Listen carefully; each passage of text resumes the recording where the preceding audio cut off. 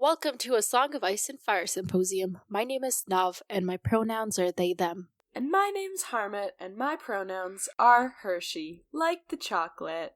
And this is A Storm of Swords, chapters 45, 46, 47. Catelyn, Samwell, and Arya. In these chapters, I don't like Catelyn. Catelyn doesn't like me. No one likes anyone.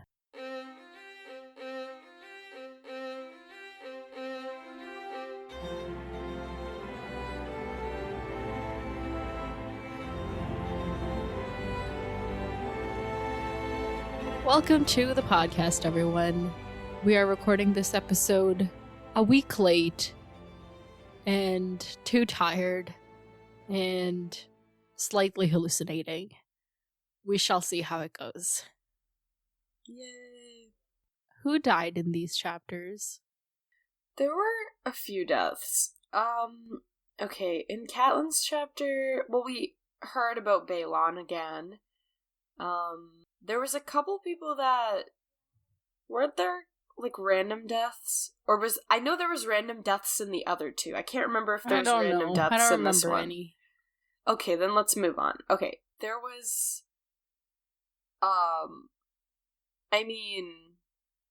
frickin'... All the dead. Yeah, exactly. Alright, we'll leave it at that. Arya... Couple guys fall off a ferry. Okay, yeah. Moving on. Yeah. Man, I am so sorry, folks. This Catelyn chapter was really juicy, so I feel like I'm going to spend a long time on it, so I'm just getting everything else out of the way. I feel like I won't do any justice to any, emails we got, so we won't address them today. And summary. Or we could talk about what we thought of these chapters. Oh yeah, okay, whatever. Well, I didn't like Catelyn, but I liked her chapter. And then Sam's chapter was kind of cool. It's the most magical kind of. Arya's was just okay, can we cross this river already? Yeah, Catelyn's was fun. Catelyn's was a nice little icy spicy, or I guess spicy, and then Sam's was icy, and then Arya's was pricey. That's such a good intro. Oh my god, we should have used that. It's fine. People who stayed beyond the intro get to hear it. The brilliance now.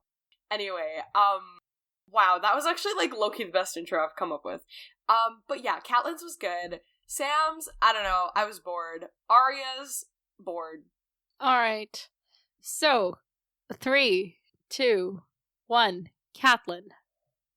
Okay, Catelyn is Rob, what are we gonna do? How are we gonna get there? And then there's the whole meeting, and she's talking to, and then Rob is Mom, you're gonna stay back, we're gonna go this way, this is our plan, we're gonna attack from the north and from the south, and then we're gonna re-secure Moat Cailin, and the reason we can do that is because Balon is now dead, slay, and we find out through that traveler, or the dude that was there on his ship, and then he's here now, and then, oh my god, Okay, you gotta switch. Okay, who? Sam. Oh, yeah, okay, yeah. Exactly where we left him off. He's I really hope this is White Tree. Newsflash, it's not White Tree. And then, so Jilly and the baby, and then Small John, he's white. But then he kills him after some unsuccessful attempts using the fire. Then he uses the fire and it works. And then, there's a bunch of other whites that, and then the ravens, and then they run away, and then they try to run away, and then the dude's switch. Brother, Arya is traveling with Hound, they are crossing a river. There's, what's it called when there's a lot of rain? Floods. Thank you, flood. It's flooding. They're trying to cross the river, they're okay, we can't cross, so they get on this ferry, and he's I'm gonna pay you, haha, does not pay him, it's an IOU, and then, she's watching, she's constantly looking for ways to escape, and she thinks he's taking her to King's Landing, but he's actually taking her to the wedding. It's not even an IOU, it's that guy owes you, really. True. That guy owes you. Yeah, exactly. Okay, well, here we are then. So why don't you start summarizing, and I will stuff it full of all the fucking details that I have highlighted. Nice. Let's make a turkey. I don't know why that's my reference. Because stuffing, I guess, yeah. I know, You but can also stuff like burritos. No, that's what I'm saying. There's other options. I don't turkey. Like, why is that my dumplings? Samosas. Okay, I love samosas. Really anyway. need to stay on track. I do not have the word Catelyn. capacity. Okay, Catelyn time. Okay, so Rob. Sorry, this is like coming.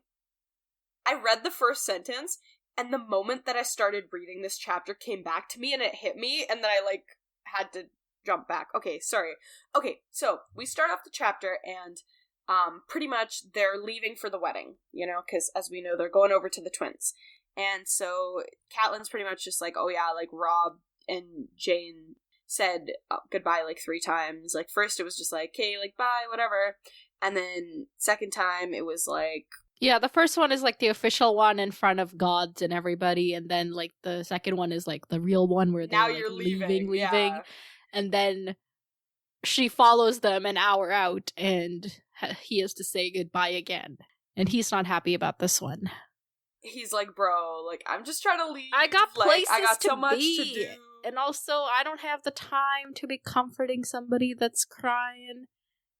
And I probably want to cry because I'm also 16. Like, or, you know, or just because, like, you don't want to leave your person. Like, that's a valid... Yeah. You don't have to be 16 to do that. Very sad. And, like, Catelyn can tell he's, like, a little angry, and even Grey Wind is, like, pacing around, kind of, like, showing the anger part, because the wolves are the insides of the humans on the outside, you know? I love the way you described that, yeah. It's perfect. Yeah, it's good. And then, as this is all happening, like, Lothar Frey kind of starts talking to Catelyn, and he's like, oh yeah, I bet Rosalind's so happy right now, just waiting for Edmure, and he's like, weird small talk vibes. And then Edmure is still not happy about this. Yeah, his only concern is, like, is my wife pretty? And Catelyn has no patience for it. Yeah. And, like... at one point, she's kind of like, oh, I guess I understand, because, like, this is the thing that's important to him, and I'm just bringing down the mood. But, like, yeah, he's annoying by just constantly being like, is she pretty? Is she pretty? And she's annoying just because she does a lot of annoying things in this chapter. Yeah. All the Tullys are not winning us over right now, let's just say that. Yeah.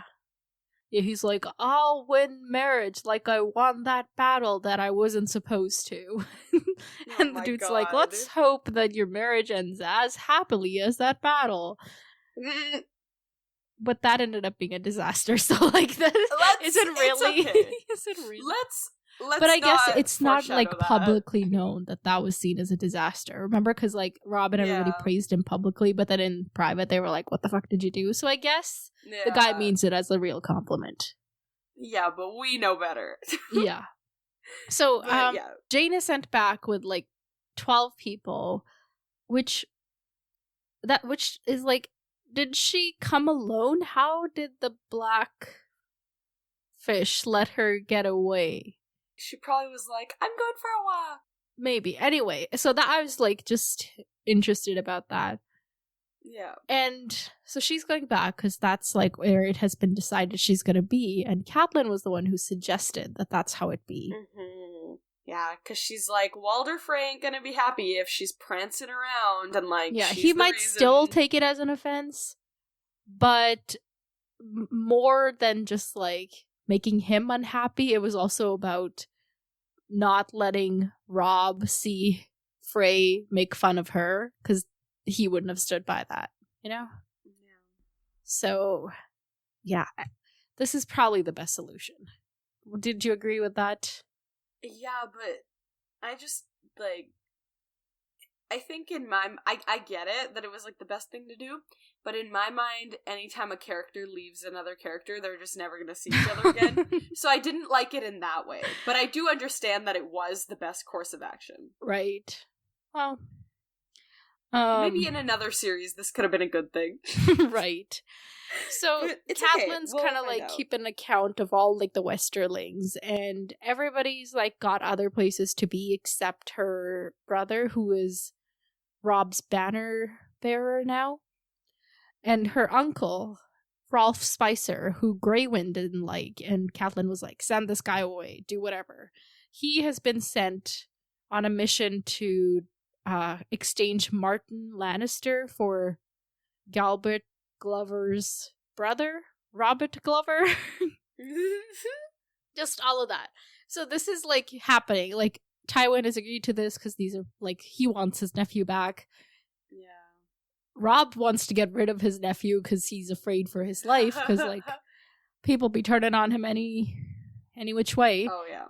And yeah. And it's like a win for the Glovers. So yeah, this is interesting. This is like the first like Lannister Stark mutual agreement in a long time. Yeah. And no, Tyrion and Sansa's wedding doesn't count because that was not consensual. I know. I wasn't counting it. Like, this is weird. I get that it's not a trap, but it feels like a trap because this never happens. So I was gonna ask you, is this gonna work? I think the only reason it wouldn't work is because of Rolf.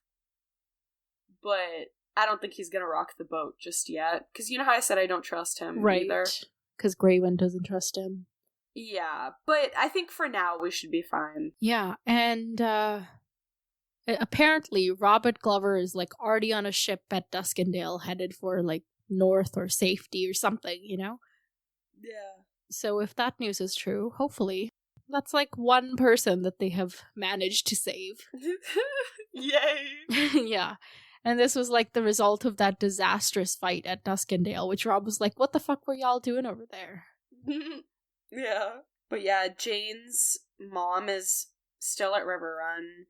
Yeah. Jane, along her with sister. Her sister and her younger brother, who's Rob Squire. But like Oliver Frey was Rob Squire, so they don't want to offend the poor kid by like parading around his replacement. Oh my god. Yeah. The way they have to walk on eggshells about every single little thing. like, oh my god, anything can insult him, but like, let's just hope that his insults are all that we have to deal with, because that guy is not pleasant. Yeah. Yeah. Okay, so she's like, you know, she's panicking about all these things, and then she says that her dad had never trusted Walder Frey after the Trident. What happened at the Trident? Remember, he showed up late and was like, oh yeah, I was totally gonna fight on the winning side. Oh, okay. So he was like the Lannisters, except he was actually late. Or he like just delayed. No, like, you know how Ned was like, oh, they only showed up once they realized who was gonna win. Yeah, Frey also did that, but he just claimed to be late. He just like hung back until he was sure of an outcome. But isn't that what Tywin did? Yeah. Yeah. So we're saying they're the same thing. Yeah. But, because then Tywin actually ended, like, the Lannisters ended up actually doing something after, though, right? So wouldn't we say that the Freys were more late because they never actually did anything? Or did they do something? Did the Lannisters took over sacked King's Landing when it was already at the brink? Well, but of either being burnt something. Down. They still did something. All right, you're giving them too much credit, but whatever. It's okay. It's the Starks' in-laws now. We gotta give them some credit. Mm-hmm. I feel like we've had too many Jaime chapters. It's swayed the scales.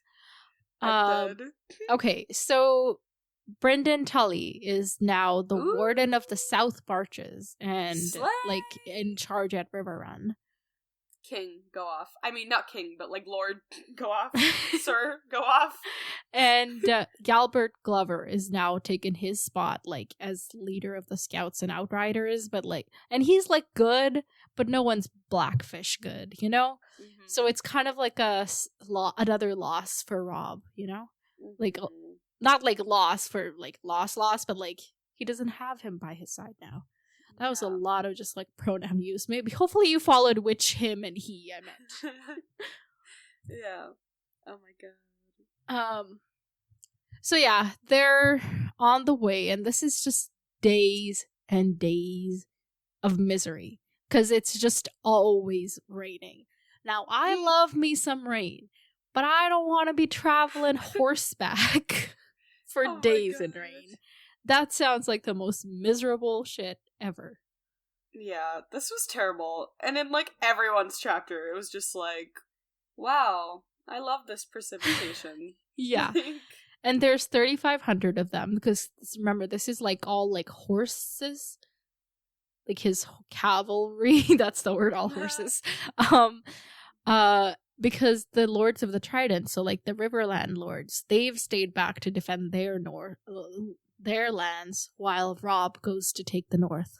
So he's got his 3,500 cavalry, and then he's got Roose Bolton with, I can't remember how many, joining him, and Roose Bolton has most of the foot soldiers. Among these people, I noticed, was a Robin Flint, and Flints are, like, one of those, like, mountain clans that we briefly discussed, so apparently they are, like, down south with Robb fighting. Huh. For some reason, I was like, oh, they were just kind of hidden away in the mountains and didn't hear about his summons. Like, I don't know. I had this, like, vision in my head, you know? Oh my god. I think it was potentially a Flint that Bran met in the mountains. Do you remember when, like, they just hung out with a guy in a cave one night? Oh, yeah. Was that a Flint? It was, like, one of those guys. Anyway. So that, then Catelyn's hanging out with Mage Mormont and her daughter Daisy, who are real cool. And she finds them more sympathetic in, like, the Jaime Lannister matter than other people. And, yeah, they're cool. I liked this description, like, they seemed more comfortable both as warriors and as women. I didn't like the whole comparing it to Brienne, but I liked the little description of, like, they were just chilling. They know who they are, and they're cool with it. I was like, wow, I want to be friends with these people. I did find the comparison to Brienne a little bit interesting. Like, Catelyn kind of wanted her to, like, conform to the norms, which, blah. But it is true. Like, Brienne's not fully comfortable even in, like, this, like, warrior role she's chosen, you know? Yeah. It's, she's got a lot, but also I think she's, like, 19 or something. So she a child, but she's got, like, herself to figure out yet. Yeah, and she was chosen to be part of Renly's Rainbow Guard? Yes. That's what it's called? Okay. Mm-hmm. I didn't know if I was making that up or if that was real. Nope. It's just a very subtle wink. Love that, okay. Yeah, so his, like, even when she was chosen to be part of his Rainbow Guard, that was, what, a year ago? Yeah. And like, she doesn't have the same support that Daisy Mormont has, for example, because she has this, like, mother role model who's really cool. And also just, like, kind of a general culture of women who are warriors. Yeah. And the only thing we've heard of, people mention her dad. We don't know, like, if she has any other family. Oh no, I think she was, like, her father's only child. Don't remember anything about her mom, so, like, there isn't a lot of support in the system for her. But I want them to meet and just, like, learn from each other, you know? We need, like, a badass women's, like, training academy where, like, Arya, Brienne, Osha, Asha, all the Mormont girlies. Yeah. Who else is, like, a fighter? Ygritte, Dany. Yeah, they all just, like, meet up and hang out for a few days. By hang out, I mean... Yeah, exactly. By hang out, I mean, you know, kill some things, kill some people. I don't know. Yeah. Okay, so back to, like, their conversation. Edmure's, again, complaint is like, oh, you don't think all Frey's daughters look like him, do you? And his friend Sir Mark Piper's like, well, he's got to have some pretty ones, but why would he give you one? He's trying to spite y'all, you know? Oh my god. And then Catelyn gets real, like, Cersei's pretty. You want Cersei? Yeah, exactly. Like... You should hope that Rosalind's, like, healthy and a good person instead of pretty. And, like, this is where she's, like, real mad. I kind of agreed with her. But, like, she says some stuff later that I didn't agree with. I do agree with her. I think Edmure is whining, like, come on, we've got more things, more important things going on than your wedding, to be honest. Yeah, I think Edmure's just generally immature, and it just kind of comes through all the time. Like, I understand that we've got this, like, thousands of people in this barat going to your wedding now, but, like... They're not really... Yeah, it's not really about you. Yeah, your wedding is just a pit stop on the way home. Oh my god, yeah, no. He's interesting. But yeah, she, like, instantly regrets it, and then she's like, okay, well, when I saw Ned, I was also kind of a bit disappointed. Like, I didn't think he was the prettiest man in the world. Shorter, plainer of face, and so somber. Oh, ouch. This was actually really funny to read, because everything else is always like, I'm faithful to my lovely late husband, Ned, you know? And this was just like, you know, he wasn't the prettiest. But I grew into the love, you know? Yeah. Like, which was really, it was cute. Especially because she was comparing him to Brandon Stark, who was, like, the ultimate fuckboy energy type. No, literally. And, you know, it's interesting. I feel like this is another reason, okay, beyond the incest, here's another reason I don't ship Jaime and Cersei. Because as we know, them loving each other is, like, half or mostly just ego, right? Right. But with, like when you, like, I remember there was this one description when, like, Jon was starting to like Ygritte, where it was like, you know, she's kind of ugly, but here are all the ugly things that I like about her and why. Like, it was like, he was, like, describing every single thing about her that was quote-unquote ugly, and then being like, oh, but, like, that's really cool, or, like, whatever. And then, like, Catelyn's kind of doing that here, too. Catelyn would probably hate it if she saw me comparing her to Jon, but tough luck, whatever. But, like, now Catelyn's doing that. But then with, like, the Jaime Cersei thing, they're just like, oh yeah, she's hot, she's gorgeous. Like, okay, like, do you have nothing else to say? Like, anyway. Well, it's because they probably yet have the flaws in their person to discover. Yeah. I don't know. Anyway, okay, that was a weird sentence, but we're gonna move on from it and pretend I didn't say it. Oh my god. But yeah, so they're going through the Whispering Wood. Oh, I love yeah. everyone just going back to the Whispering Wood. Yeah, and she's like, days. oh my god. In this place, on the night of the Whispering Wood, Ned was alive. Bran and Rickon were safe behind the walls of Winterfell, and Theon fought beside Robb. Holy shit, I forgot about that.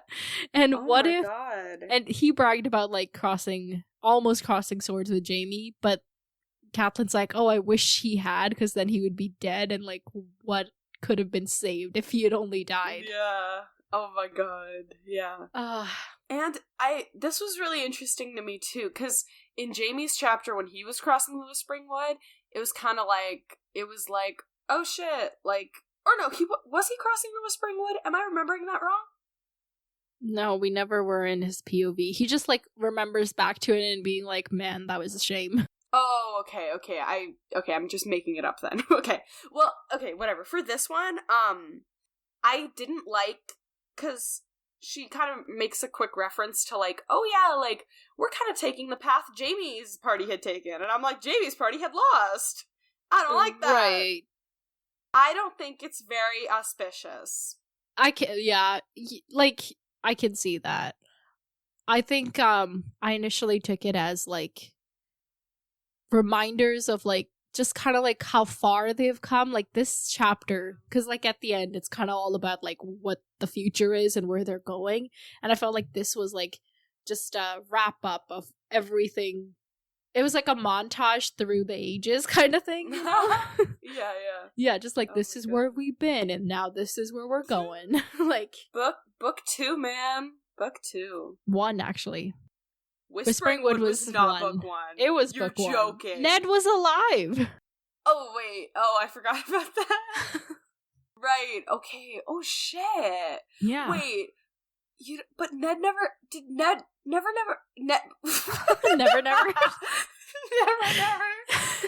Ned never got to hear about Whispering Wood, right? I don't remember if he heard specifics, but he knew that Robb had, like, called his army and was on, like, marching on King's Landing. Yeah, but he didn't get to hear about the epicness, because he was in the dungeons, right? I think so. I don't really think Varys told him, because, like, Varys was the only person who visited him that one time. It's okay. He's looking down from above. Alright, so, speaking of Ned, Catelyn wonders what happened to his bones, which had been sent north with the Silent Sisters, escorted by Hallis Mullen.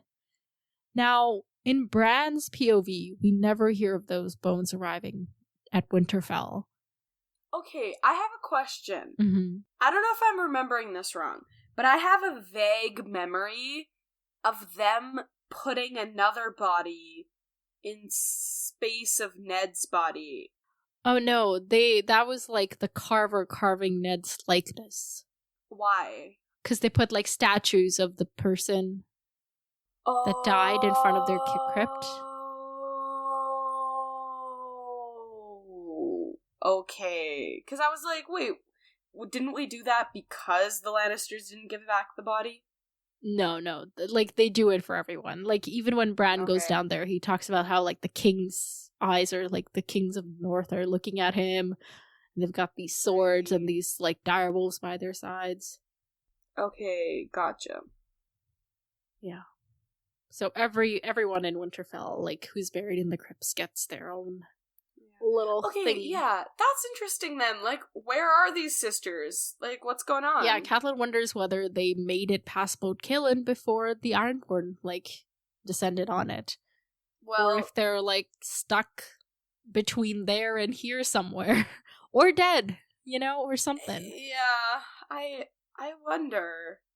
I doubt they're, I don't know, I doubt they're that loyal that they're still trying to do it. I feel like if it didn't work, they're probably just like, okay, didn't work, we got stuck, like, whatever. Right, but, like, it's kind of like a holy mission. I don't imagine them abandoning it. But it's been, like, years. Yeah. Okay. The Silent Sisters take a vow to never speak and only serve, like, the dead. Oh my god. That's dedication if there's ever But, like, any. if they don't speak, how are they gonna explain and get past? Hallis Mullen Oh. is escorting them. They've got an escort. Oh, yes. Forgot about that. Okay. Hopefully, maybe in a couple years we'll see them. Okay, anyway, that was interesting that came up. Like I said, it's real, like, this is... so far in A Storm of Swords or Song of Ice and Fire, like, it's one of those things. Yeah. Previously totally. On. That's what I was thinking of. Yeah. So they come across the Blue Fork, which they cannot cross because all of the bridges have been wiped by the flood, which sucks. Wow. They're like, okay, we are gonna have to go, like, around, and that's gonna be a long time. Meanwhile, Roose Bolton just has to, like, march up the King's Road, and he'll be there all swifty. Swifty? In a jifty. In a jiffy? One of those words, He'll be there swiftly, in a jiffy. I think that's what I meant to say. one of those. Oh my god. But yeah, they're like, we can't cross... We gotta go around, but it's gonna be slower, so here we go. Yeah. And then... Yeah, and she's like, oh, okay, so we're gonna go to this wedding thing, and what then? And he's like, oh, we're going north. And she tries to get, like, more information, and Rob's like, I ain't telling ya. Oh my god. And she's kind of proud of that. She's like, okay, I see you. Then they get to Old Stones, which is this old castle made of stone that is mostly ruins. Really? That used to be, like, the castle of, like, ancient river kings. And there's this, like, one king that's buried there. Christopher, the fourth of his name, king of the rivers and the hills. And his, like, family ruled the Trident for, like, ages before the Andals came. And then the Andals came and fucked them up. And now they are extinct. They're, like, in this Old Stones place, they keep referencing this Jenny and her prince. And there's like a song about Jenny of Oldstones with the flowers in her hair. Now, quick reminder. I don't know if this is significant, because I don't know anything. Right. The old ghost woman of High Heart. Mm-hmm. She wants Thomas Evans to sing her a song, the same song every time, and she calls it My Jenny's Song. This is a song about a Jenny. Is this the same Jenny? Oh my god, probably. Yeah, and she remembers, like, as a kid coming through here with her dad and Littlefinger, and how she had played at being Jenny and Littlefinger had pretended to be her prince of dragonflies. Why dragonflies? I don't know. I don't know enough of this history, so like I don't even know why it's dragonflies. Maybe the kid was really fake fan. Just kidding. Oh, whatever. I never said I was a fan. Oh my god, not this again. Yeah, and there's like this description of how like once the king died, his heir was like kind of sucky and really let the kingdom down, and that's how they went out of power and all that. And Rob's like standing there all contemplative. He's contemplating, standing there by this king's grave, and is like, "Oh, his heir failed him. And basically like, oh my god, I failed my dad. I let our house and everything get like taken." Oh my god, bro. And he's like, also I hoped I would have an heir by now, but like it ain't looking that good. Yeah, even though we tried plenty of times. Mm-hmm. Do you think Jane is pregnant? Are there any chances of that? Because like it's really hard to know in the first few weeks. Yeah, I think there's chances, but I don't think she's pregnant. Yeah. Anyway, so he's like, I gotta find an heir. Mm-hmm. Because Sansa is next in line of succession. Now, I have a question for our listeners to clarify for me. Is Sansa next in line of succession because they think Bran and Rickon are dead? Or would she have always been next in line of succession because she's older? I know there's been discussion about this in the past about how like for the Iron Throne it goes like male to male to male to male for sure, but for each of the houses it can go to daughter male, whatever. Right. But I don't know. Somebody clarify, please. I could Google it, but I don't wanna. Somebody can help out. This is a community endeavor. Okay, good. So yeah, Catelyn's like, yeah, you need an heir. Like, she agrees with him. Mm-hmm. And then she starts going on this. Oh my god. Your father's father had no siblings, but his father had a sister who married a younger son of Lord Rhaemar Royce of the junior branch. They had 3 daughters, all of whom went male lordlings. A Waynwood and a Corbray for certain. The youngest. Like, she's like just trying, like, this is called reaching. Like, no, it's giving denial is a river in Egypt. Like, that's this. Mother, there was a sharpness in Rob's tone. You forget, my father had 4 sons.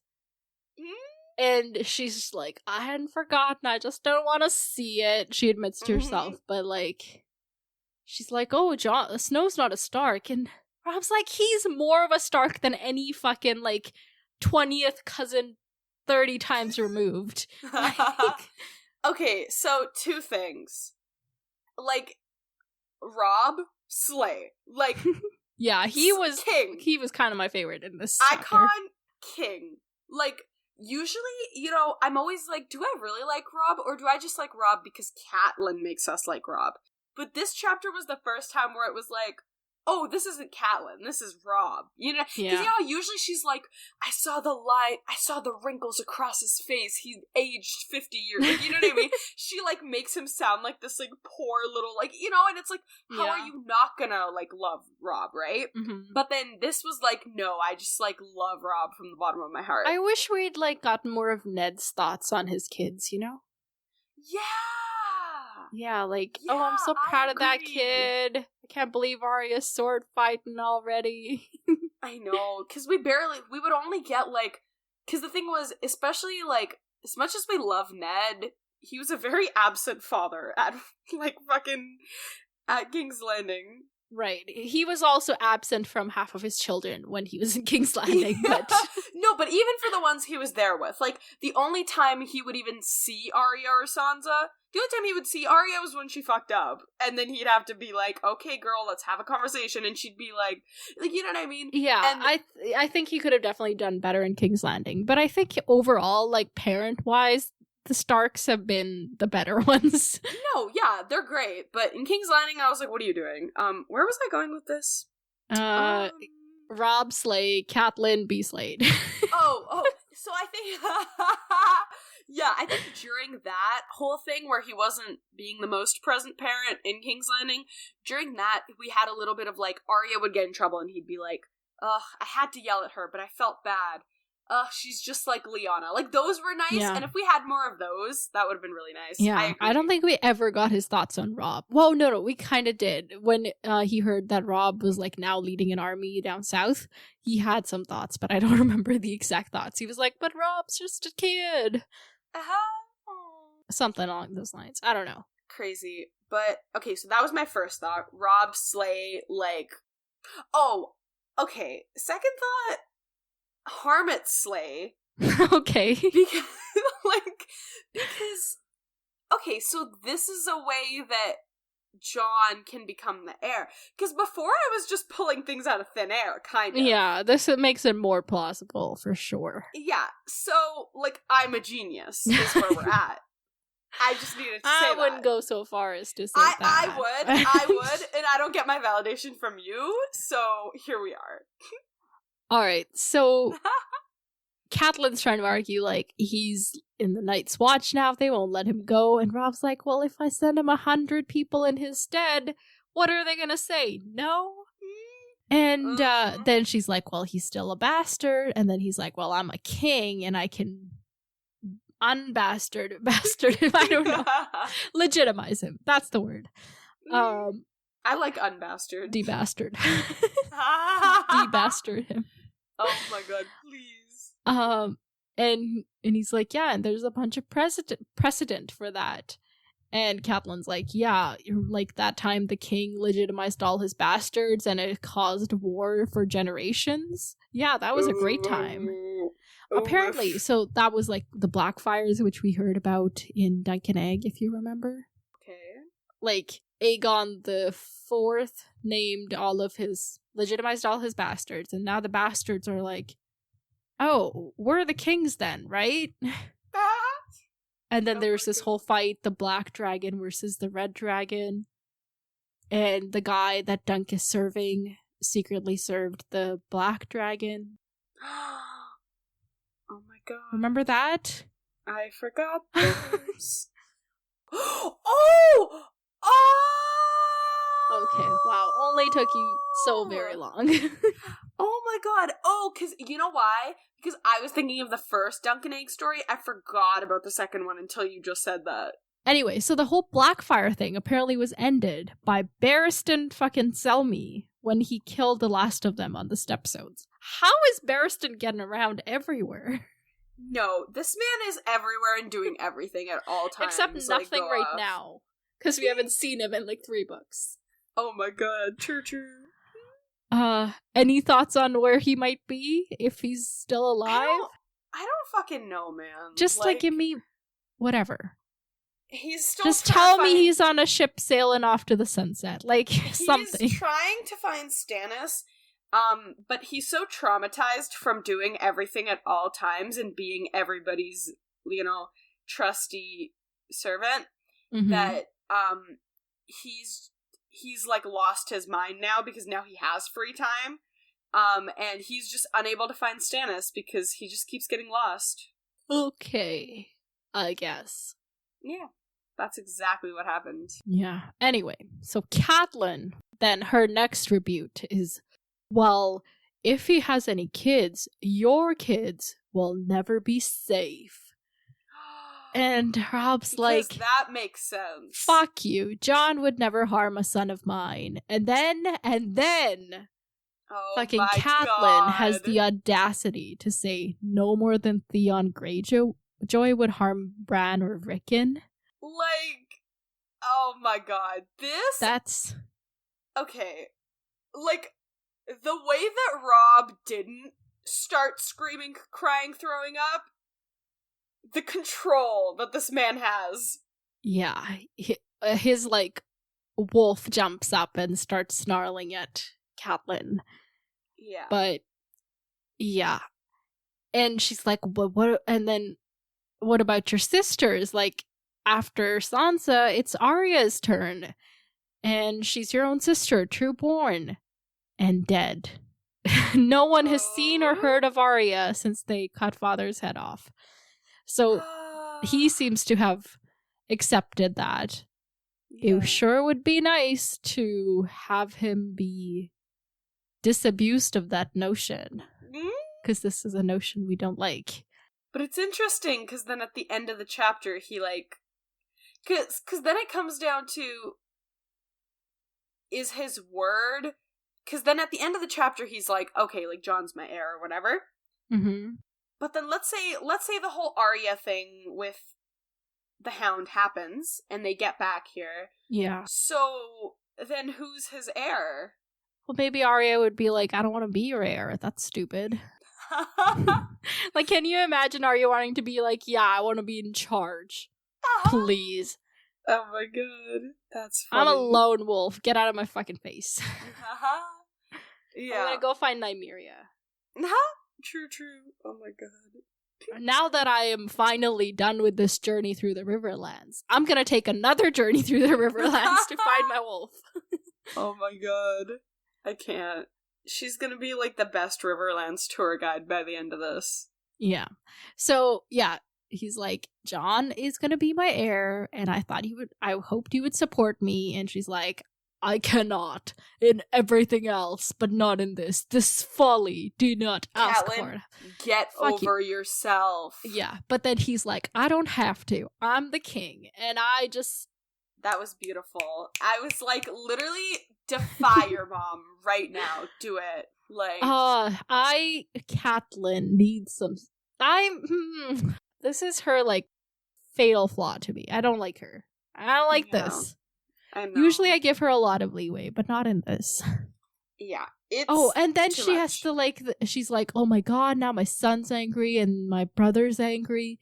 But all I have done is speak the truth. Are men so fragile they cannot bear to hear it? I'm like, god. But Catelyn. no, that's not what's happening here, though. No. Like... You speak the truth? Oh, that is not the truth. Yeah. I was so annoyed at this. Like, okay, Theon was a prisoner. Yeah. Jon? Oh, yeah. But she even admits to herself in her thoughts, like, yeah, this is, like, the option, but I'm the one who doesn't want to see it. Yeah. But then she just, like, uses all this bullshit stuff to, like, try to justify it. I don't like it. Yeah. It's like I'm so glad that he doesn't have to listen to her. Yeah. Because she's like, oh my god, I said this thing, and then, like, she's just playing victim, and I don't like it. I'm like, this is not about you, like, at all. Like, it's fine. Anyway.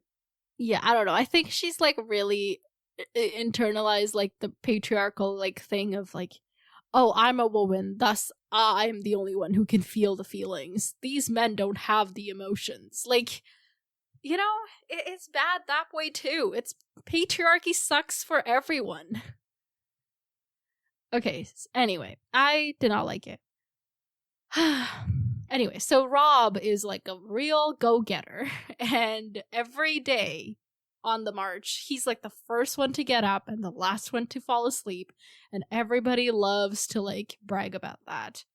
But Catelyn's noticing how he's like not eating well or taking care of himself and not looking like as healthy as he should be as a king. Poor Rob. That's the issue with trying to be a Stark king. Is like, you can't just let people do things and like just like go sit and party. It's like, because your Stark values are like, get up and go do it, you know? Yeah, if you want it done, do it yourself. Yeah. I don't know if that's what it means, but okay. Again, it's raining, and I think, what is it, Mage Mormont, or yeah, is like, this is an evil rain, and I was like, yep, it's like, it's not the Riverlands anymore, it's the Rainlands, truly. Oh my god, yeah. This little monologue was a lot. Yeah, we hear more about Bear Island. The women learn to defend themselves because the Ironborn or the Free Folk would come down to their island and raid and stuff. So they had to learn how to protect themselves. And they have a carving on their gate of a woman in a bearskin with a child in one arm suckling at her breast. In the other hand, she holds a battle axe. And she's no proper lady, but who is it? Daisy's talking. Daisy's always loved her, so. And then they start talking about Jorah's wife, whose name was Laness, and how she did not love that carving or anything about Bear Island. It was just not her vibe. Mm-hmm. And was she the one who was like, you gotta poach? Well, she was like, I want these pretty things, and Jorah was like, well, I want to give you all the pretty things because I'm a dick. Sorry, he's also to blame for that, so I'm gonna instead enslave these people. Oh my god. And, and buy you pretty things, which, just, yeah. I blame Jorah more than I blame his wife, because his wife was accustomed to a certain lifestyle, and Jorah was like, and was trying to live up to that. Like, you know, you should rather be like frank with people about like, these are my finances, this is what I can do. Don't expect more. He should have pulled out his spreadsheets and been like, this is like my monthly max. Like, I gotta save this much for my retirement. Like, you gotta understand. No, but actually, like, he was, and like, it's not like they were starving, you know? Yeah. They could have done so much better, but that was not, whatever. I don't care about them enough to really talk about this for that long. Yeah. Catelyn's like, oh, I wonder if I could wield an axe. Could I have protected my children? Man. Which, okay, you know what? I don't like you still, but like, stop. Ouch. Yeah, stop it. Yeah, it was sad, man. And then it just gets worse, because now they're going through the bogs. Yeah, and like, they're fucking, like, the horse babies are dying, and it's just not working. Are horse babies dying? Aren't horse babies dying? Not dying, but like, they have to leave them behind. They Is gotta, that keep what? going. I thought Wayans, by this, they meant some kind of like carriage or like a cart instead of like horse babies. I thought it was horse babies.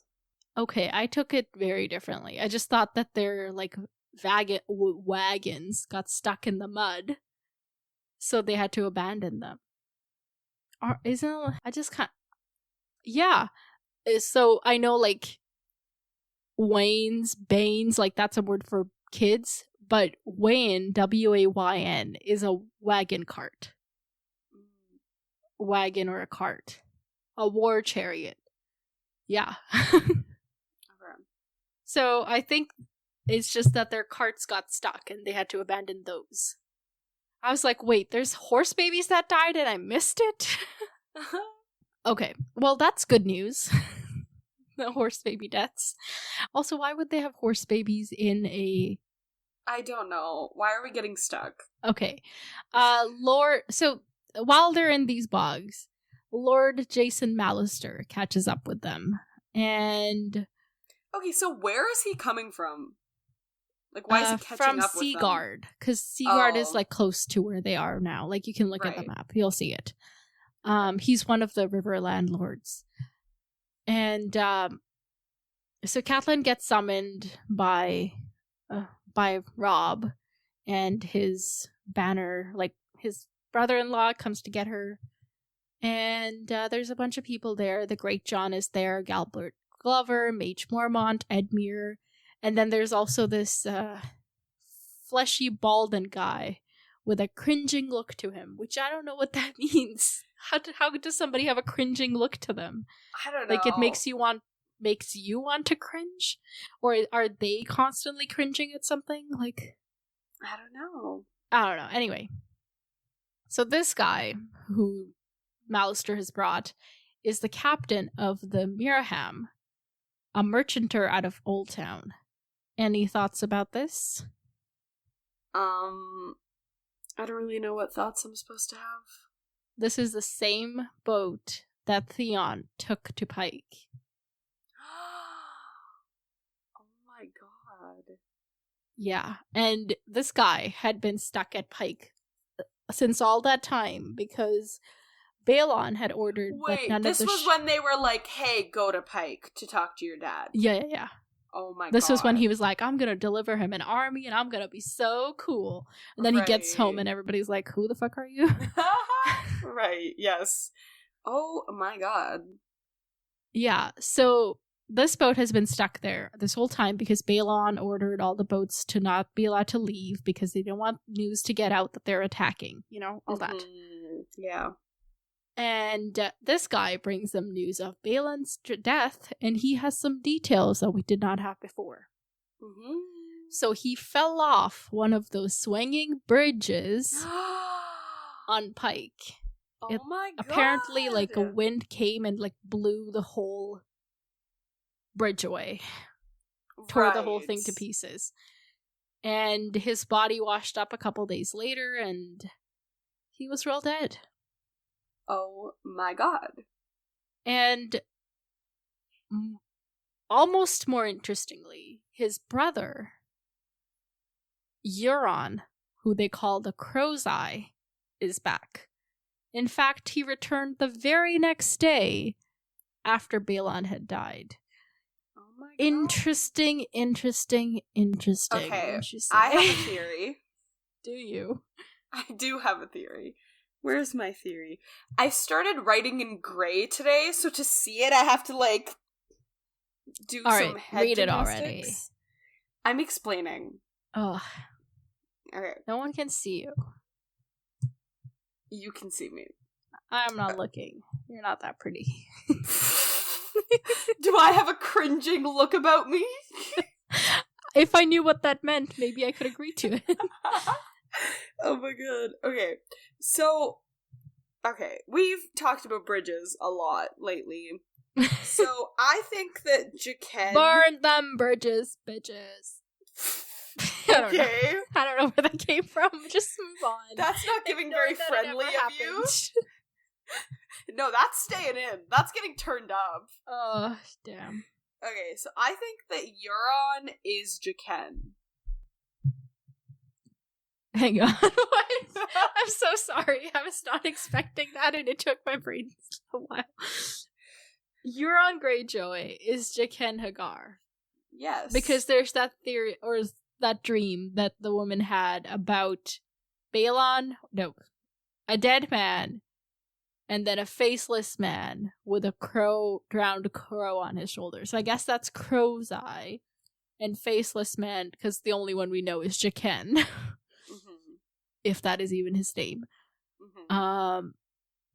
And they the transition was too smooth, like right after, and it just like it finally gives us like a location, right? Because like he's stuck in the cellars, or not the cellars. Who's stuck in the cellar? Well, he's stuck in dungeons. the dungeons, and then like, why is he taking this long trek to Winterfell on this fucking, So you think he was actually on his way to Pike? Yeah. There are quicker ways to get to Pike than be taken prisoner, you know? I don't know. But that's what he was doing. Alright. Because there's quicker ways to get anywhere else that he was trying to go, okay? I can... So... Okay, that's an interesting theory. I like it. So anyway, this guy he's got quite a reputation about him. He's a pirate who has sailed to Ashai and back, which is not something that everybody can say. And his ship is called the Silence. It has black sails and a red hull. The Ashai also supports the theory. Because, like, the Valar Morghulis, we know that's Braavosi. Okay, whatever. Or, we don't actually know that. Because I'm just realizing that Dany says it, and I think she speaks like Valyrian. So, maybe. Hang on. Where did I get... Oh, because the coin... When he gave her the coin, he was like, give this to any man from Braavos. He said Braavos. It was Braavos. I don't like that. That supported my theory perfectly. Well, too bad. I don't like this. Whatever. Okay. So, yeah, maybe it's Ashai, maybe it's Braavos. Maybe, like, Braavos is, like, where... like one of their branches or something, and then like it's headquartered in Ashai or something. I don't know. It's like Braavos is closer than Ashai, so it's like if you get to Braavos, we'll get you the rest of the way, you know? Right. Yeah. So he has marched into Pike and taken over the Sea Stone chair, and when some guy protested, he drowned him in a cask of seawater. How chivalrous, or how kind. I don't know what that has to do with chivalry. So that's fun. This is a new character that we had not considered in the Greyjoy mess. As if we need more potential heirs. Honestly, though, like a mess in the Iron Islands is a good thing for us, so... Yeah, but he seems pretty capable. Does he? He sailed all the way from Ashai, bro. Okay, well... That's pretty cool. Rob says that Euron Greyjoy is no man's notion of a king, if half of what Theon said of him was true. And they're like... Victarion, who's like the other uncle of Theon, who's one of the other. I think there's another uncle. And there's like other uncles that died. There's a lot of people. So Victarion is the one that's in charge at Moat Cailin, but he's going to have to go make his claim now. So they're going to have an easier time getting into the north. Yay! And Asha is going to have to go do the same thing. Yeah, and then the Deepwood Motte, the Glover's like holdfast, can also be freed. Yay! But obviously, like, they're not doofuses. Like, they're gonna leave some people there, but still, it increases our chances. We're doing our thing. You know? So Rob's got this whole plan. So I'm just gonna kind of go through this, and then we'll talk about it. Yeah. Or maybe we'll talk about it in between. You know how it goes. So he turns to Mallister and is like, I need 2 of your ships. And I'm gonna send them up the Cape of Eagles and up the neck to Greywater Watch, where the Reeds are at, by the way. And Mallister's like, yeah, but that place is real hard to find. How am I supposed to find it? And Robert's like, well, Rob, sorry. Rob's like, if you fly my banner, the Cranningmen will find you and lead you where you need to go. And on these 2 ships, on one of the ships will be Lady Mage Mormont, and on the other it'll be Galbert Glover. And they're each going to carry messages to Howland Reed, but the messages that they carry are going to be fake. But, like, they'll carry the real messages in their heads, because, you know. Slave. And,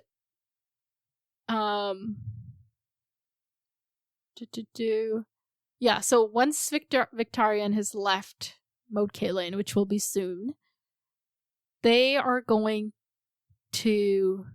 So, the message to... What's his name? The Crannogman? What's his name? Howland Reed, thank you. Sorry. So the real message to Howland Reed is for him to send Robb scouts, or like, what's the word? Not scouts. Guides. To lead them through the neck. Not on the causeway, but around it, so that he can attack from the north and the west. Mm-hmm. And while Robb's little guard people do that, then the other two guards are gonna attack from the south, and they're just gonna have Moat Cailin surrounded, because it's really hard to take just from the south. So Robb's gonna go around it. Really? And he's so good at this. How is he, like, who taught him this? I'm so confused. Ned. Literally, Ned. But, like, did he? Like, were they out here planning? Like, do you know what I mean? Yes. They're just, like, battle planning? That was, like, their training? That's their homework every night. Are you joking? Well, why would I be joking? If you're training your kid to take over, that's what you're going to teach him.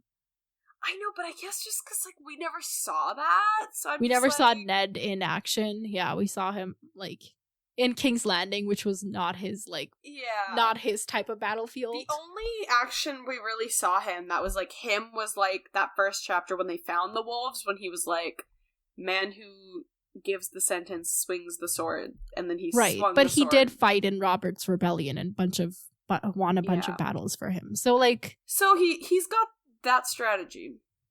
Yeah, and, like, Robb's smart, too. Like, you know, you learn from what you're taught, and then you expand on it. And he takes counsel from all the people. Like, he listens to what people have to say, but makes his own decisions. Which is, like, he's so good, though. I know. I know he's only interested in the North, but he should really consider applying for the Iron Throne job, you know? Right, because applications are open. Right. Because we need more applicants. Honestly, at this point, we do. But... No, because, yeah, that's what I mean is, like, yeah, he's, like, been taught, but it's, like, you also just gotta, like, you gotta girl boss, and, like, he's girl bossing. Yeah. So, anyway, here he's like, okay, after I join with Bolton and the Freys, I'm gonna have 12,000 men. I just like to mention these numbers so that we, like, at some point have a record of, like, having made sense of how large whose army is, you know? Yeah.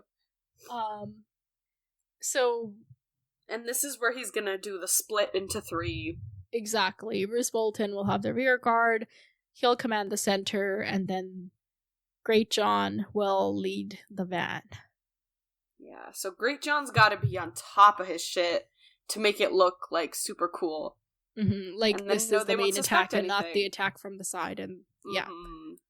We're totally not the diversion right now. But yeah, they're all gonna, yeah, he's like, okay, once we get this wedding business done, because it's such a hassle, we can all be in position by year's end, which, like... I didn't know a year was That's pretty ending. quick. So hang on. Joffrey is getting married on the first day of the new year. And we know that's, like, a month out. So they're like, we're gonna do this in a month. That's pretty good. Like, you know, comparatively, like, if you get things done in a month, that's, like, that's pretty good. Yeah. I was like, this is gonna take at least a year. And he's like, no, we'll be done in a month. Oh my god. So, that's good. Mm-hmm. Although less time has passed in this book than passed in the last 2 books. Oh my god. Yeah. Anyway. Yeah, because we're just seeing more things that happen live. Yeah, right? we're seeing more detail. So, like, even a month of this could be dragged out, like, over a whole book. True. Yeah, so that's the plan, and everybody's like, ain't no better plan. I'm a little confused. Like, is this their, like, 1999? Like, why is it the first day of the new century?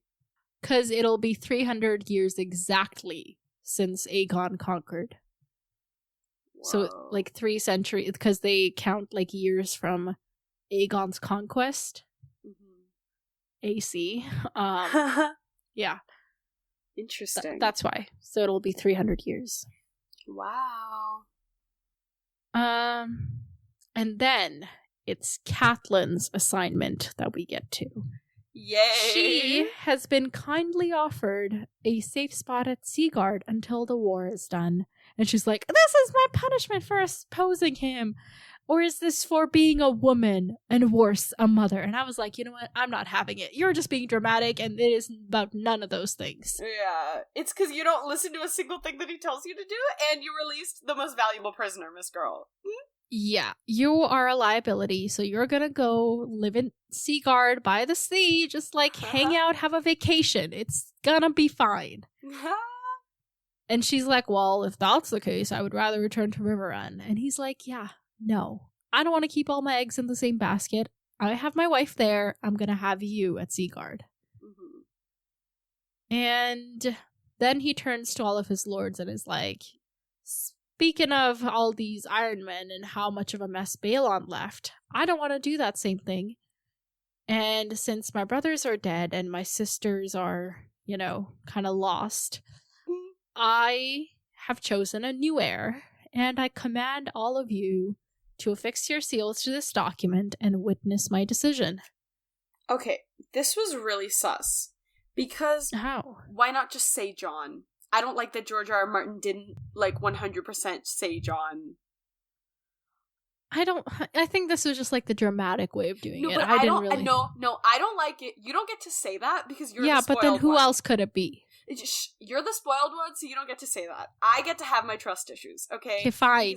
Who else could it be? I don't think it is anyone else, but I'm just like, why can't you just say it's Jon? Because every time it's like, you're like, oh, it must be that, and then it's not, because this book is tricky.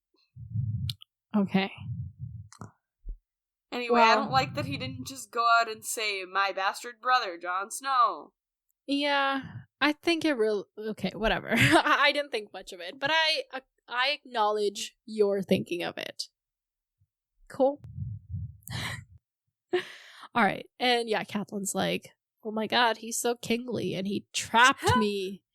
And I'm like, it's not a trap. Just go sit down. You need time in the corner. Just, like, go face the wall. Not even. Miss Girl just needs a break. Like, she is so emotionally... Like, this was gonna happen at one point or another. This is what happens when you don't get an emotional rest and you just keep going. It's like, this is just what's gonna happen. And it's like, she's just gotta... So hopefully this vacation, enforced vacation in Seaguard, will do her some good. Yeah. And it won't end in, like, Ironborn raiding them or something. Yeah. That would not be good. Okay. Do we want to talk? No, let's talk predictions at the end. No, just because Arya's kind of tired. No, we're gonna get tired. Oh, fine. Okay. Because we're already at 111. Okay, shush. Don't talk too much, otherwise my brain will go there and not here. Okay. Rob's wife. She's gonna stay at Riverrun. All safe. Yeah.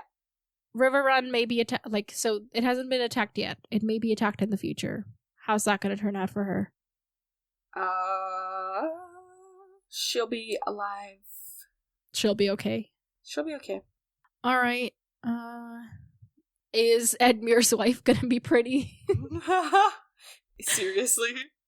Yeah, probably it's the not. most important question of the chapter. What are you talking about? Edmure loves you for saying that. He wants to marry you now. Okay, gross.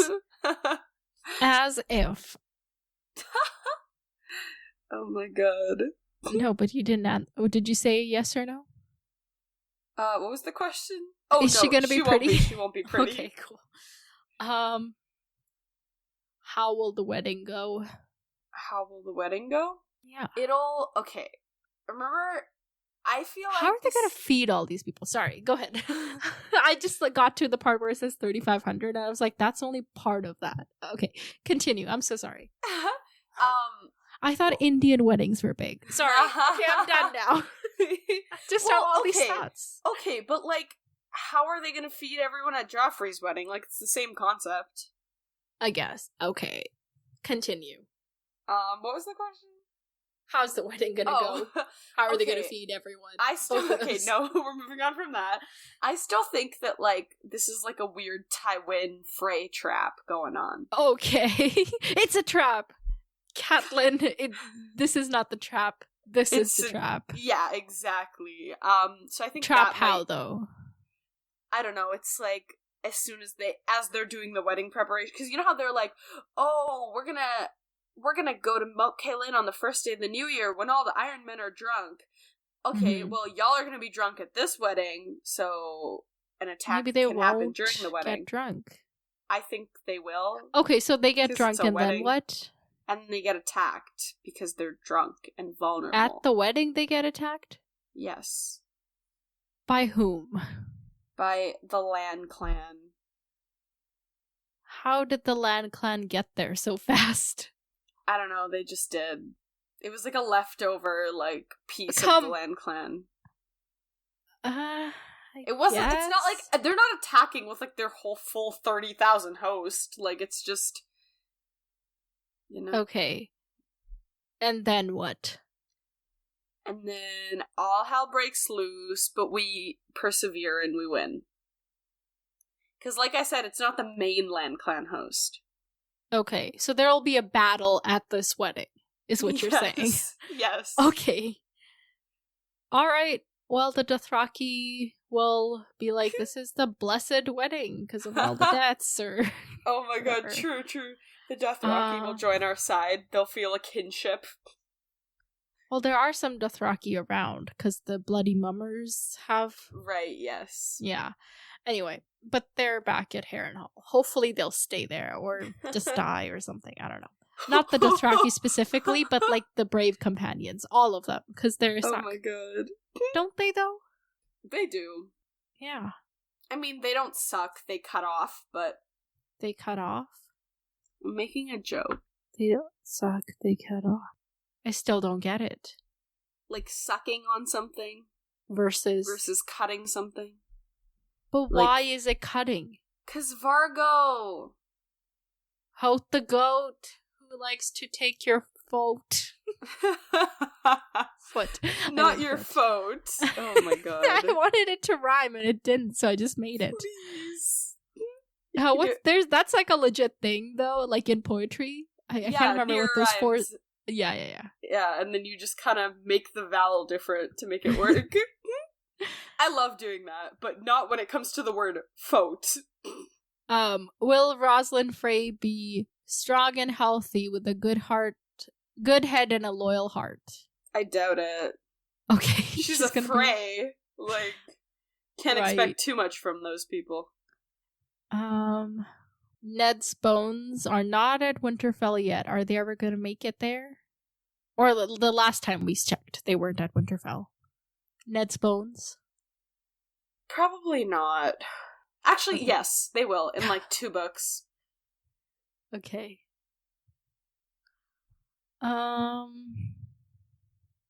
So will Jon be Rob's heir? Like that is what he decided and got everybody to sign, right?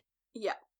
Will that ever come into play, or will they discover one of his siblings or have a kid or something before that even becomes relevant? I think one of those other things will happen before it becomes relevant, but I think, like,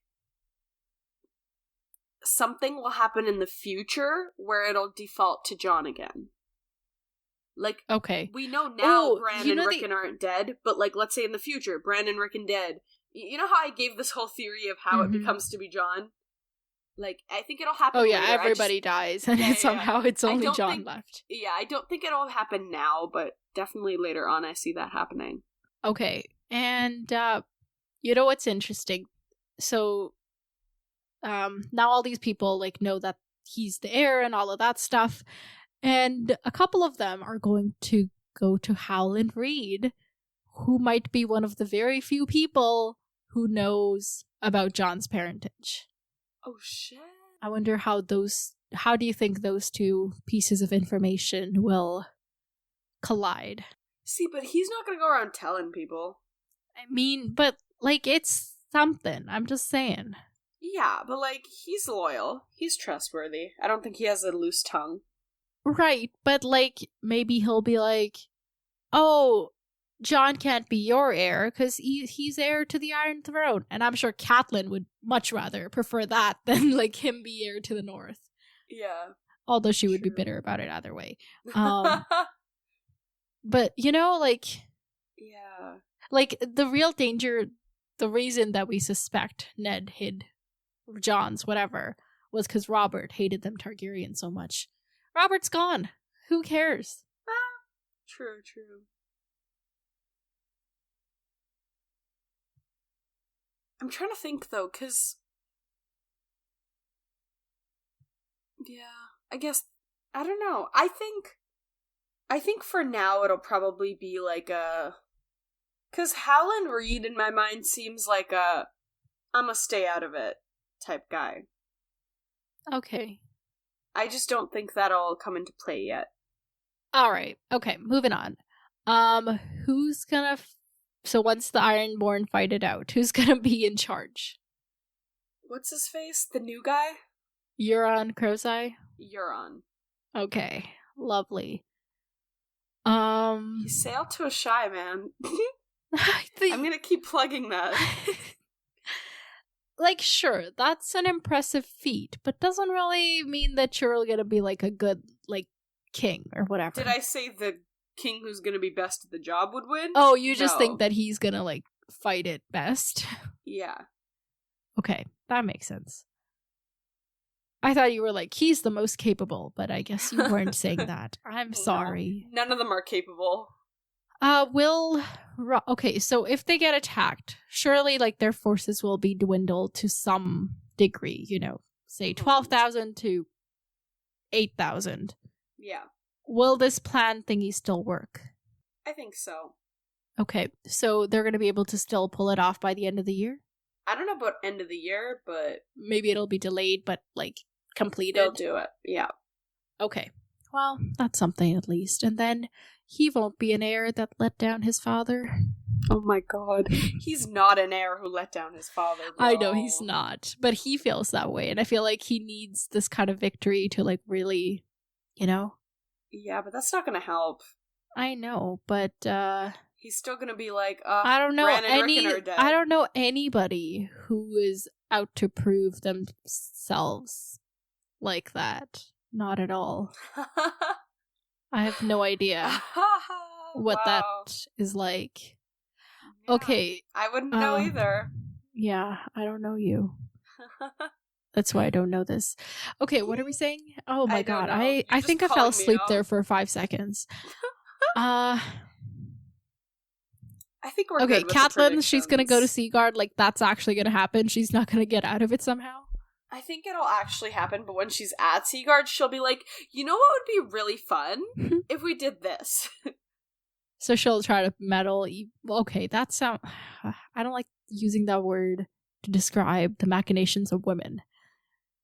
But I feel like for her specific things that she's recently been doing, especially in this chapter in which I did not like her very much, that was kind of meddling. Yeah. But then she did give him good advice about leaving his wife. Whatever. She'll try to be involved. You can meddle and do something nice. Like, or not do something nice, but like, you can meddle and not be 100% like everything negative. Okay. I guess that's fair. So, I guess that's that. We'll talk about a few more post Arya. Okay. Sam, Gilly, Baby, One Horse, or is it Mule? I don't know. One of them, because the other horse died. They're passing through this village, and Sam's like, oh, please let this be White Tree, because then I'll at least know where the hell we are. Turns out it's not White Tree. And he's like, a white tree did not mean white tree, because it's also kind of weirwood. Oh my god. And Gilly rides the horse because, you know, she literally just gave birth and she's got that kid to carry. And Sam walks alongside it. And it's like a slow going, but they've been going south consistently. But it sucks having to like go around lakes and around hills and stuff. You know, it's just like a really long journey. And they may have veered from the course to like, they'll like get to the wall, but they may not get to Castle Black. Mm-hmm. Which would suck, because then they would have to walk all the way to Castle Black too. Oh my god. There's no winning. Yeah.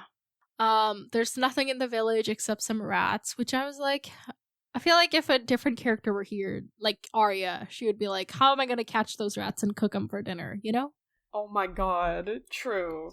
Yeah, Sam, like, doesn't even consider it, because he's like, no way am I catching those. He's not a very, like, hands-on type of person. Like, he doesn't really know how to build a fire. Gilly does that stuff, but he knows he's like me. He's like an academic. He doesn't do the outdoors. Yeah, he's not what's the word? Like a street smarts type person. Yeah, exactly. And so he's praying to the gods, the old gods in front of the weirwood. And he's like, well, the seven never listened to me, so I hope y'all do. Just please, we're so hungry, so cold, we're lost. Just like, help us. And maybe, just maybe, the old gods heard him. Like, for this one time. For actual, though. Yeah. And he's thinking, so after praying, he goes back to like the long hall where they're sheltering in the village. And Sam's also like remembering how he wasn't a good hunter, even though like it was much easier to hunt where he grew up than it is up here. But that means since they can't hunt, they don't have a lot of food. And he's reminiscing about like Bannon or Dywyn, who would have gotten them to Castle Black like by now, because there's like good scouts and everything. But Bannon is dead, and Dywyn went with the Grennan, Doloresen, and the others. Now, if you remember, this is the group that tried to get Sam to leave with them. Does this mean that they are probably at the wall right now?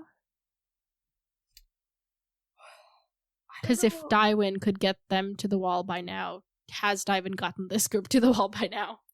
Yeah, but I think Sam also just overestimates everyone else and underestimates himself. So okay, so maybe they'll like get there, but they're like on the way still. Yeah. Maybe they'll run into them. I don't know about that. Yeah, so they don't know like where exactly they are, but they're going south. They're numb with cold, and they're sitting by the fire. And Gilly's like, oh, can you sing us a song? And he's like, well, I used to sing and dance, but my dad traumatized it out of me. Yeah.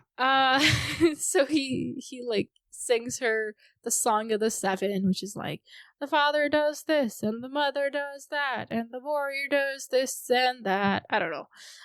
Let's move on. It was cute, though. I liked it.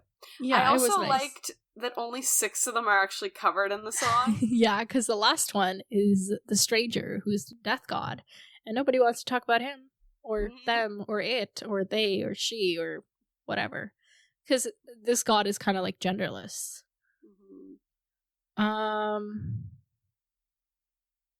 Yeah.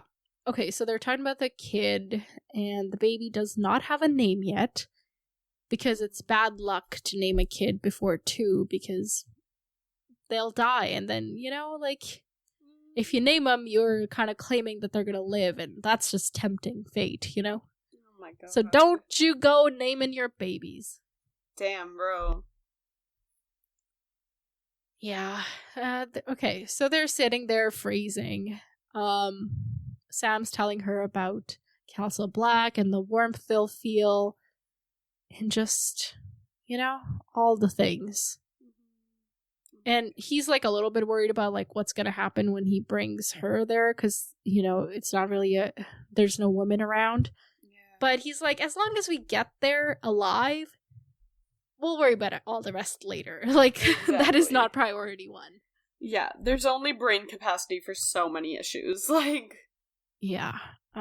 More nightmares about his dad. Love that. And then, so they fall asleep eventually. Sam wakes up to the fire mostly have gone out, and it has gotten cold. And we know what that means. Because there is a white. And Gilly's like, oh my god, he's here for the babe. And she says, like, he smells him. He's come for the life. A freshborn stinks of life. Which is interesting. So a baby stinks of life, and I guess, like, a really old person who's, like, close to dying would smell of death. Arya smells of death. It's just, like, interesting, like, to think of, like, people smelling of life or death. I wonder what I would smell of. Depression. I'm reading this one book right now, and it's like, it's fiction, and it's a real study in depression, and I can only take it like 2 chapters at a time. Usually I just binge all the books. Oh my god. Anyway, I'm not depressed currently. It's strangely a romance fantasy book. What the fuck? I know, right? I was reading this series turned out to be more like thought-provoking in terms of like mental health things than I was expecting. I was expecting escapism. I was not expecting to have to examine my thoughts. Oh, it's the A Court of Thorns and Roses series by Sarah J. Maas. Yeah. So if anybody's into romance fantasy, I would recommend it. It's, if you want, so I'm on book 5, like I think the last one. And this is the one that's like really just, it goes hard. Yeah. Damn, okay. Interesting. The first one's just kind of like la la la la la la, and then the second one gets a little real, and you're like, wait, we're getting real about this? It's like having Ned die, you know? Oh my god. Okay, anyway, this is not that book. Really? I am not depressed right now. Really? I'm just tired. I'm just gonna say really to everything. Did I take my meds today? I think I did. Honestly, though, some days when I'm feeling off, I just gotta, like, ask myself that question, and many times it solves the mystery. Oh my god. Damn, and a bottle of yam. Back to this. Yeah. So Sam this has white severe Small Paul. Mm-hmm. And he's finally got a raven. Remember how he wanted a bird when he was alive, but he didn't. He got it when he died. I can't. Yeah, he's got a raven perched on his shoulder. I think it's an alive raven, like it's not dead or anything. Mm-hmm. And Sam tells Gilly to get out and like lead the horse out, try to like escape. Because he's gonna fight this white with the dragon glass dagger he has. And now, we had wondered whether the dagger would work on whites, as well as it does on white walkers or others. I don't think we still know, because what happens is it shatters on the male, like the... whatever, what is it called? Armor. There we go. Mail is a type of armor. So yeah, we'll still don't know. The point is it doesn't work, and Sam almost gets choked to death, but then he somehow wrestles the white into the fire, or like close to the fire, and then shoves a coal down in his mouth. And then the whole white's head lights on fire, which is interesting. Oh my god. It's like quite the action scene. Yeah.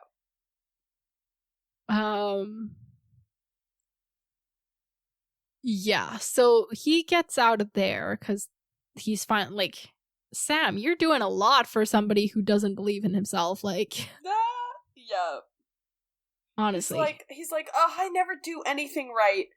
Him in a panic situation tries 5 different things until the 6th one works. Like, bruh.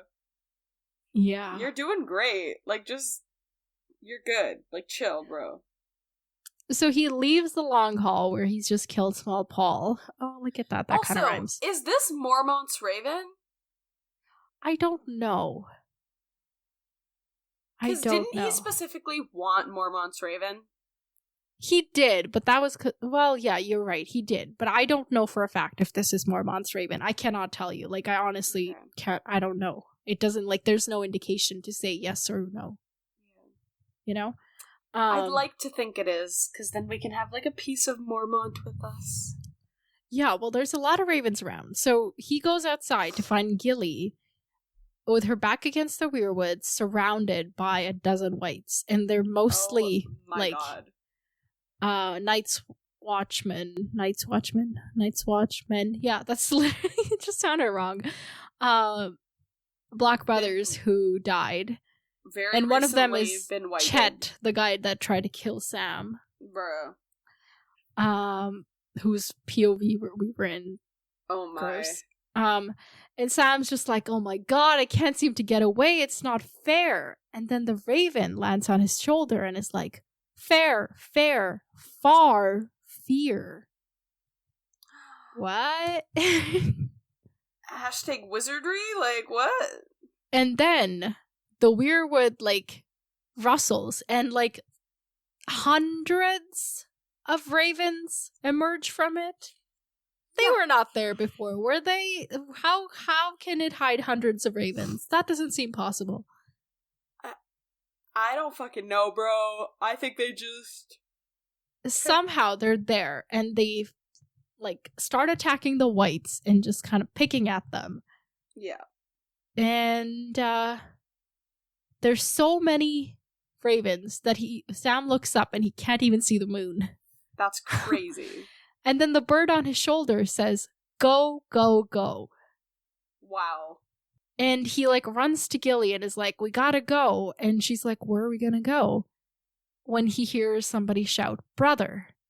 Oh, and it's a guy dressed all in black, riding an elk with a hood over his face. And it's like a huge elk. So huge that the rider, like, gives them a hand up and all of them sit on top of it. Like, they're riding this elk. Oh my god.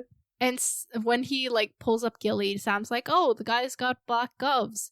But then when he pulls on his hand himself, he realizes, nope, that's just his hands. They're black and cold, with fingers hard as stone. Holy shit. What? I feel like this is the most intense magic we've seen since, like, Shadow Baby. True. Like, I'm so confused. Yeah. So did the gods hear his prayers? Like, is that what's going on? That's the easy way out. Also, who is this person with black hands? I don't fucking know. First, I was like, maybe it's just like a giant. But then I was like, I swear giants, like, look like humans, right? They're just bigger. So they shouldn't have black hands? John actually observes that they're more like... they're like a whole different species. Like, literally. They're not just bigger humans. And also, this person is not described as a giant. Like, even in size. Just that it's a person who's wearing black. And has black hands. Oh, that makes sense, yeah. I was getting confused because they described the elk as 10 feet tall. But in my head it was the human who was 10 feet tall, but that makes sense. It's the elk. Yeah, no, that makes sense. Yeah, that was my first thought. And then I was like... debunked. Next thought. Then I was like, fucking... Because... like, but you didn't say anything. Because, okay, shh. Because... you're like, blank, because... others don't talk. Others are also made of ice. Yeah, like, they don't look like humans. No. What is this? Also, why would an other help him against whites?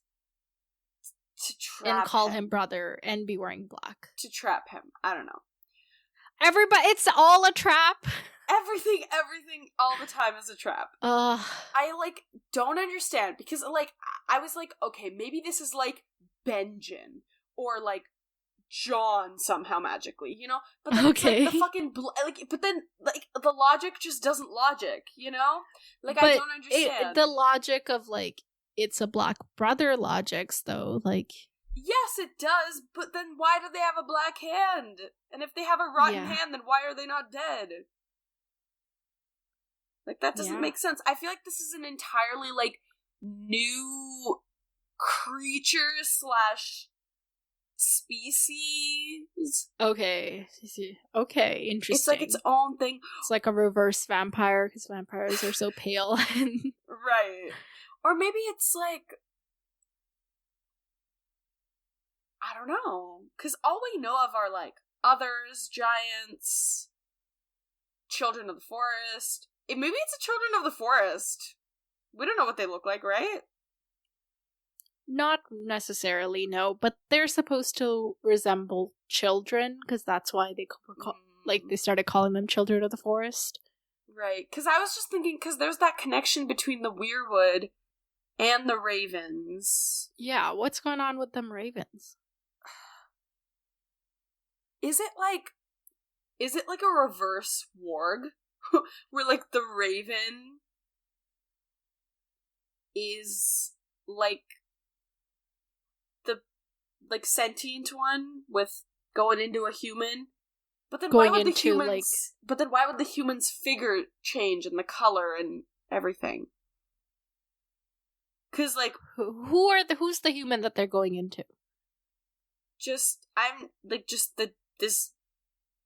This creature. So like this guy with black hands. The ravens are working into. Yeah, but then that doesn't really make sense. Okay, so the ravens have like a sentience on their own. They're not like being worked into or anything like that. No, I don't think so. Okay, interesting. I don't know. I'm just very confused. I don't understand. All right. I think that's really all we can get out of this chapter. Are they gonna make it to the wall? Like, where's this thing gonna take them? I don't know, bro. Okay, it's gonna take them to its secret lair where it can take the villain monologue. Villain monologue, and then take the life juice out of the baby to power its own self. So it saved them to devour them later. Like, it saved them from the whites for his personal. It saved them to be like, hey, now give me the baby. Okay.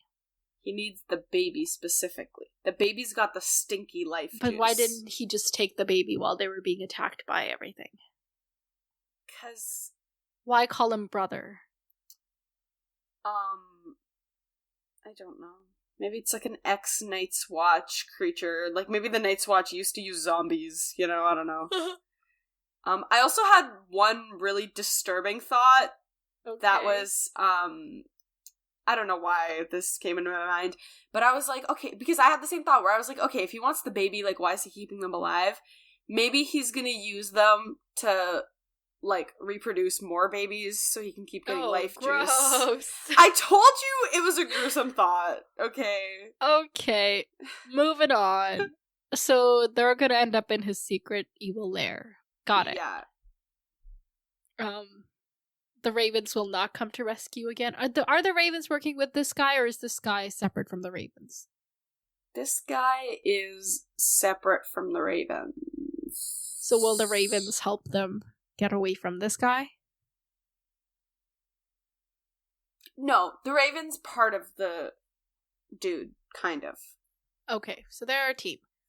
Kind of, yeah. I don't think they're a team or not. I think it's just kind of whatever the higher power is, whether it's the Weirwood or whatever it is, the Weirwood's kind of in charge of both of them. Okay. The guy and the ravens. So the old gods, and they're evil because they're taking life juice from babies? Maybe. Okay. They're taking life juice from babies because Westeros humans are destroying the earth and they gotta get their life juice from somewhere. Makes sense. The earth is fighting back. Moving on to Arya. So they get to a river. She doesn't know which river. She thinks it's the Trident because she thinks they're going to King's Landing. Spoiler alert, they are not. This river has spread to like a mile wide, and it's really wild waters, and they see like a dead horse going down the stream, which, by the way, in Catelyn's chapter, when they were trying to ford the river at one point, they lost a horse or two. This might be that horse, just FYI. And they've, like Catelyn and everybody, they too have been riding through all this rain and muck and yuck and all that. Yay. And Arya is not sure where they are because, like, she can't see the sun. She can't tell which direction they're going in. Oh my god. And she tried to, like, fight him at first. Even tried to kill him in his sleep once, but he caught her. This entire chapter is Arya constantly trying to figure stuff out.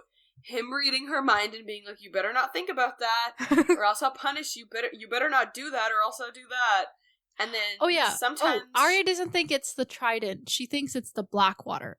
When in fact it's the trident, because they're trying to cross it to get to the King's Road. Sorry, just had to clarify. Yeah, but yeah, like she's like this entire chapter is just all of that, and then every once in a while when she does try something and gets caught, then she faces consequences. Like now, every time she sleeps, she's wrapped up into a little burrito. Mm-hmm. But like an uncomfortable burrito. I want to see a little Arya burrito. Oh my god. It's the only time she's ever going to get a hug in this universe from a sack. Don't say that! But yeah, so they've been riding for a while, and Clegane has gone back and doubled back and ridden through streams and stuff to throw off the scent. And finally they made it to this river. And one time she tried stealing his horse called Stranger, but the horse is even worse tempered than his master. So it did not work out. And okay, so they're at this river, and the Hound has a plan, and he's like, we're gonna take the two-headed horse. And Arya's like, what the fuck is that?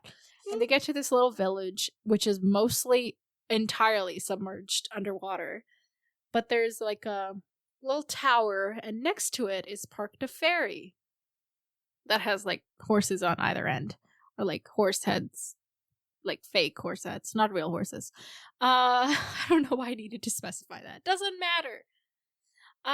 So Hound's like, hey, take us over. And they're like, okay, this is how much it's gonna cost, which is 3 golden dragons.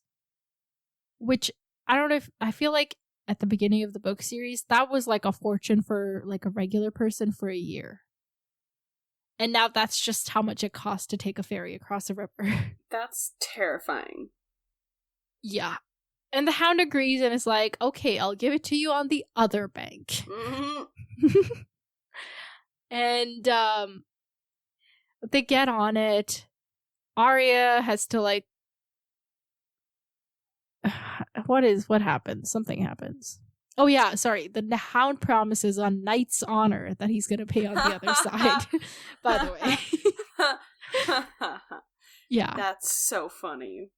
Arya gets called his son, and then she's like, I'm not his stupid son. And then she like almost falls off the boat or something and is like told to go inside because there's like a hut on the ferry. And she's she gets a little warmed up, but then she's like, fuck this, I'm gonna go outside.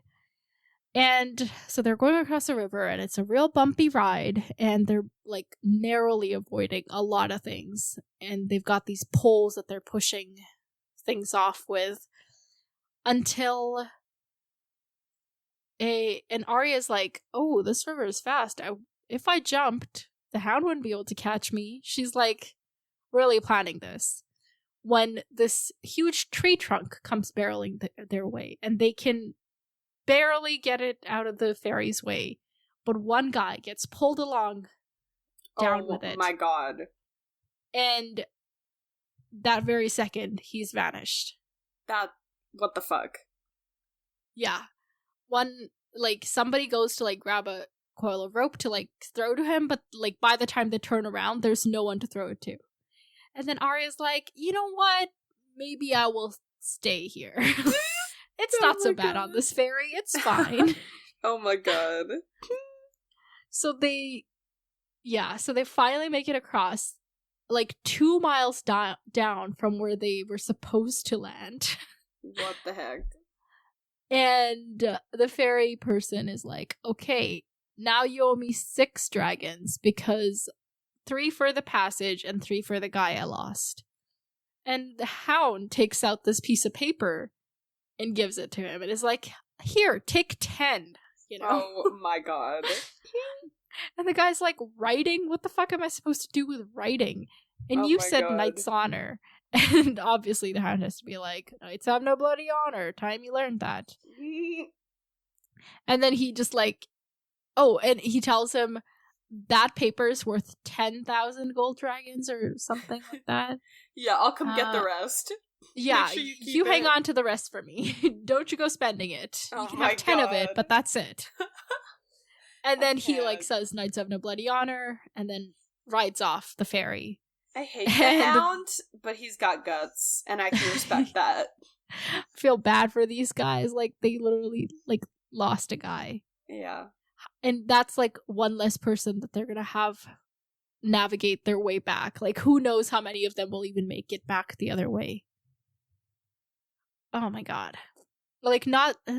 As if, like, the war disasters weren't enough, now these natural disasters are also messing with people.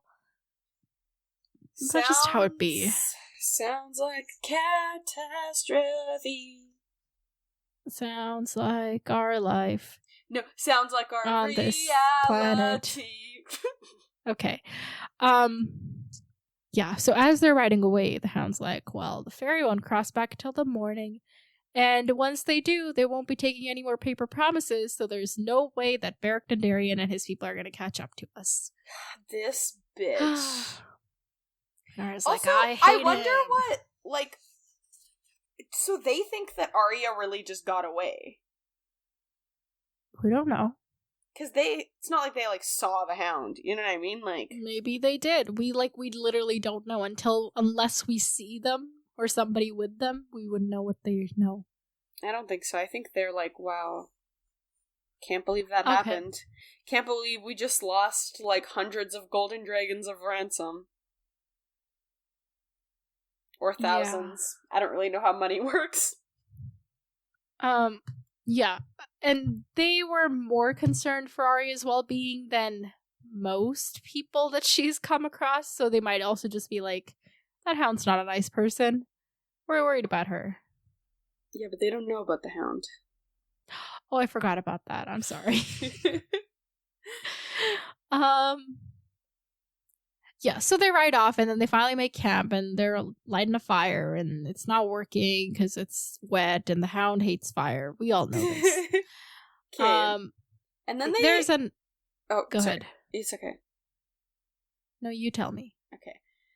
Then they start talking about Sansa, our favorite friend Sansa. But my issue with this is, I remember last time I'd said, like, oh, maybe when they talk about Sansa, they can come to an agreement about how they both love and hate her. You know what I mean? Like, It can be this, like, nice little bonding moment, and then he won't be terrible to Arya. But instead, it just turns into this, you don't know your sister, you hate her. And I was like, what is this weird? I don't like this. Yeah. I was hoping for a little, like, here's our common ground. San, you know? San? San. You realize that's the ship name for Sansa and Sandor. What? Yeah, we've talked about this. I thought I came up with that. You did not come up with shit. Excuse you. Whatever. I didn't know that's where I got that from. Yeah. Sometimes he's like, words if you just come to me and I'm like, I don't know where I heard that or when that happened, but I'm just gonna say it. Okay, so before even talking about Sansa specifically, really, or maybe after it, I don't know, they're talking. And he's like, why do you want to escape me? You would probably get caught by somebody worse. So don't do that. And she's like, there's no one worse than you. And he's like, yeah, there is, my brother. Not that you know him. And then she's like, yeah, I do. And I know all of his little litter of little shits. Yeah. And she names them all, and the Hound is like, whoa, how did you come upon their company? And she kind of tells him, and is like, Clegane's like, wait, he caught you and let you go? Oh my god, I'm gonna have so much fun telling him that when I kill him. Oh my god.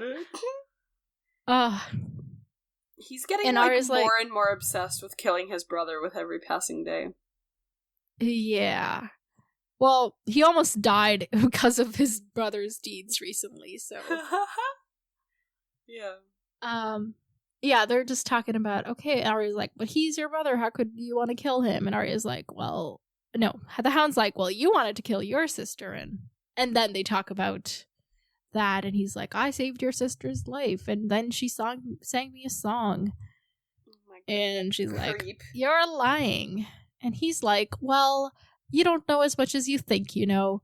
We're not going to the Blackwater. This was the Trident. I'm taking you to the twins to your uncle's wedding. Oh my god. Yeah. What? And he plans to ransom her to her family, and is like, I would work for Robb if he wants me, but if not, I'm gonna take all that money and disappear. Okay. Right off into the sunset. You know what's gonna happen? What? I have many thoughts. Okay. Thought number one. Just to be quick about them. I'm not gonna do that. I'm gonna fall asleep. Well, that's fine. Okay. First thought. They're very close to Jaime and Brienne right now. Are they? Jaime and... No, they're not. But they're, like, right there. And they're, like, right there. Okay, they're close-ish. Yeah, so it could still happen. But they're going, like, north on the King's Road, and Jaime and Brienne are going south on the King's Road. Okay, I guess that's not gonna happen. I mean, okay, okay. Anyway, you were like, they're gonna meet up? Yeah, and then, because my issue with that was, okay, yeah, great, you know? But the issue is, if Brienne is like, oh, she's with Clegane, man, I gotta get rid of this. And then she takes her, and she's like, let me deliver Jaime first. And then fucking, you know, now we're leading Arya right into their traps. Okay, that was thought one. That was debunked. Thought one. Number two. Thought number two was my whole thing with, like, the wedding is a trap, you know? And now we have more people showing up to the wedding as a trap. I was like, are the Lannisters gonna get Arya before anything, you know, all this shit happens?